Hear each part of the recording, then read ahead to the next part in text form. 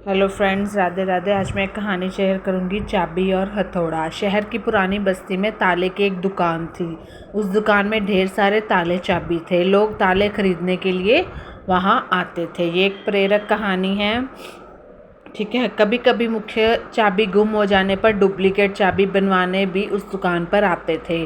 उसी दुकान में एक कोने में मजबूत हथौड़ा भी पड़ा हुआ था। हथौड़ा पता है ना, हथौड़ी जिन्हों कहते हैं, और हैमर, जो ताला तोड़ने के काम आता था, लेकिन उसका प्रयोग कभी कभार भी होता था। कोने में पड़े पड़े हथौड़ा अक्सर सोचा करता कि मैं इतना मजबूत हूँ, इतना बलशाली हूँ। उसके मन में मैं इतना मजबूत हूँ, इतना बलशाली हूँ, इसके बाद भी इतने प्रहार झेलता हूँ, तब भी ताले को खोल पाता हूँ। लेकिन चाबी इतनी छोटी होने के बावजूद भी, छोटी सी चाबी होती है, वो झट से ताले को खोल देती है ना। कहता है कि चाबी इतनी छोटी है, किसी भी ताले को बड़ी ही आसानी से खोल लेती है। ऐसा क्या है इस छोटी सी चाबी में, यह थोड़ा अपने मन में सोच रहा है।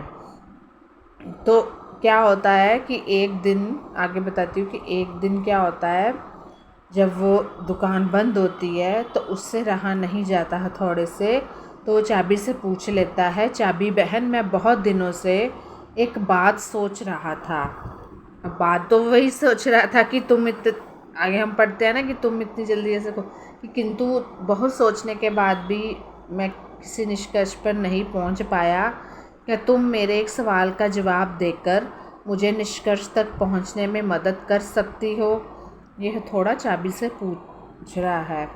तो चाबी आगे से बोलती है, पूछो भाई, बन पड़ा तो तुम्हारे सवाल का जवाब मैं तुम्हें अवश्य दूंगी। चाबी नम्रता से बोली, बहन तुम में, थोड़ा उससे चाबी से पूछता है, बहन तुम में ऐसी क्या खास बात है कि तुम इतनी छोटी होने पर भी हर प्रकार के ताले, चाहे वह कितना मजबूत हो, ज़िद्दी क्यों ना हो, कि तुम चाहे बहुत ज़िद्दी हो, मजबूत हो, जंग लगा हुआ ताले होते हैं ना, ज़िद्दी ही क्यों ना हो, बड़ी आसानी से चाबी को पूछ रहा है हथौड़ा, बड़ी आसानी से खोल लेती हो, जबकि मैं तुमसे बहुत बड़ा हूँ। हथौड़ा कहता, मैं तो बहुत बड़ा हूँ, बलशाली हूँ, शक्तिशाली हूँ, होने के बावजूद भी ऐसा नहीं कर पाता। तो इस पर चाबी देखो क्या कहती है। चाबी कहती है, मुझसे ताला खोलने में बहुत मेहनत लगती है और कई बार, हथौड़ा उसे कहता है, मुझसे ताला खोलने में बहुत मेहनत लगती है और कई बार प्रयास होने के बाद भी ताला टूटता है। तो चाबी मुस्कुराकर बोलती है, बहुत ही साधारण सी बात है। क्या कहती है, हथौड़े भाई, तुम ताले पर प्रहार करते हो, इस तरह तुम उस पर बल का प्रयोग करते हो, जोर लगाते हो अपना, और खोलने के प्रयास में उसे चोट पहुंचाते हो। ये ज़बरदस्ती हम जब हथौड़ा मारते हैं तो ऐसे में ताला खुलता नहीं। चाबी हथौड़े को बोल रही है, जबकि मैं बिना बल का प्रयोग और ताले को चोट पहुंचाए बगैर उसके अंतर्मन में उतर जाती हूँ। अंतर्मन मतलब गैर, उसमें होल में फटाफट हम चाबी घुमाते हैं, खोल लेते हैं। इसलिए मेरे निवेदन पर ताला तुरंत खुल जाता है। तो क्या सीख मिलती है कि जीवन में कई बार ऐसी परिस्थितियाँ आती है जब हमारे सामने हथौड़ा या चाबी बनने का विकल्प होता है, लेकिन ये हमें तय करना है, हमें हथौड़ा बनना है कि चाबी बनना है। किसी का दिल जीतना है तो उसे हथौड़ा बनकर जोर ज़बरदस्ती से नहीं जीता जा सकता, बल्कि चाबी की तरह ही उसके दिल पर उतरा जा सकता है। दिल को जीतना हर किसी के बस की बात नहीं होती, दिल जीतना भी हर किसी के बस की बात होती है। इसी प्रकार किसी से कोई काम करवाना है तो उसे डरा धमकाकर और ज़बरदस्ती दबाव डालकर भी काम करवाया जा सकता है।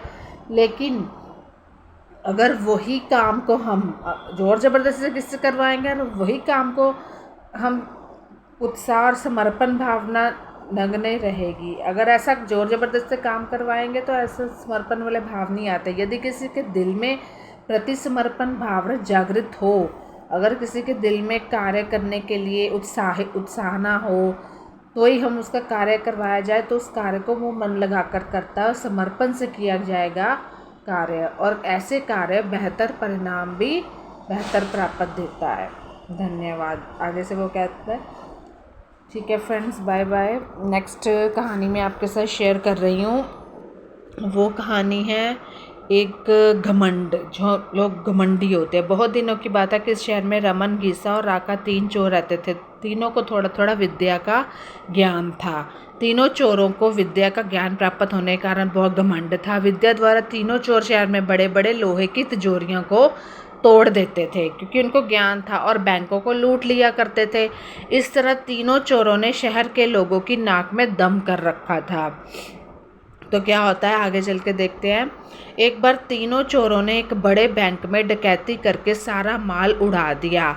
तब पुलिस को खबर हुई, पुलिस आई तो उसको खबर हुई, तो तीनों चोरों को पकड़ने के लिए तलाश करने लगी। मगर तीनों चोर पास ही के एक घने जंगल में भाग गए, क्योंकि वो थोड़े पढ़े लिखे थे, ज्ञानी थे, तो हर काम चोरी चकैती है। तीनों चोरों ने देखा कि जंगल में बहुत सी हड्डियां बिखरी पड़ी हैं। रमन ने अनुमान लगाकर, यह तो किसी शेर की हड्डियां हैं।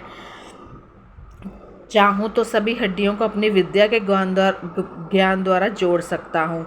घीसा को भी विद्या का घमंड था, तो वो क्या कहता है कि वो भी बोलता है, अगर ये शेर की हड्डियां हैं तो मैं इनको अपनी विद्या द्वारा शेर की खाल तैयार करके उसमें डाल सकता हूँ। वो कहता है कि मैं हड्डियां को जोड़ सकता हूँ, ये कहता है मैं शेर की खाल बना सकता हूँ। रमन और गीसा की बात सुनकर राका को भी घमंड आ गया। उसने कहा, तुम दोनों इतना काम कर सकते हो तो मैं इसको अपनी विद्या द्वारा इसमें प्राण डाल सकता हूँ। तीनों चोर अपनी विद्या का प्रयोग करने लगे, वो एक हड्डियाँ बनाने में, एक खाल बनाने में, तीसरा ये प्राण उस पर डालने। कुछ देर बाद रमन ने सारी हड्डियों को जोड़ दिया और गीसा ने शेर की हुबहू जान में जान डाल दी। लेकिन क्या होता है कि थोड़ी देर में तीनों चोर सामने एक जीवित भयानक शेर को देखकर थर थर कांपने लगते हैं। मगर शेर के पेट में तो एक दाना भी नहीं है, उसको जिंदा तो कर दिया इन लोगों ने। तो वह भूख के मारे गरजता हुआ तीनों चोरों पर हमला कर बैठा और मारकर खा गया। शेर मस्त होकर फिर आगे घने जंगल की ओर चला गया, अपना खा पी कर, उससे कुछ लेना देना है। तो इस कहानी से हमें देखो ये शिक्षा मिलती है कि कभी घमंड किसी चीज़ का नहीं करना चाहिए। धन है, विद्या है, शरीर है, जो भी है, घमंडी को हमेशा दुख का सामना करना पड़ता है। यदि तीनों चोर अपनी विद्या का घमंड ना करते, कुछ चीज़ें अनदेखी ही अच्छी लगती हैं लाइफ में, ऐसे बहुत सारी चीज़ें, तो उन्हें जान न गंवानी पड़ती। इसलिए अपनी विद्या का प्रयोग सोच समझ के करना चाहिए।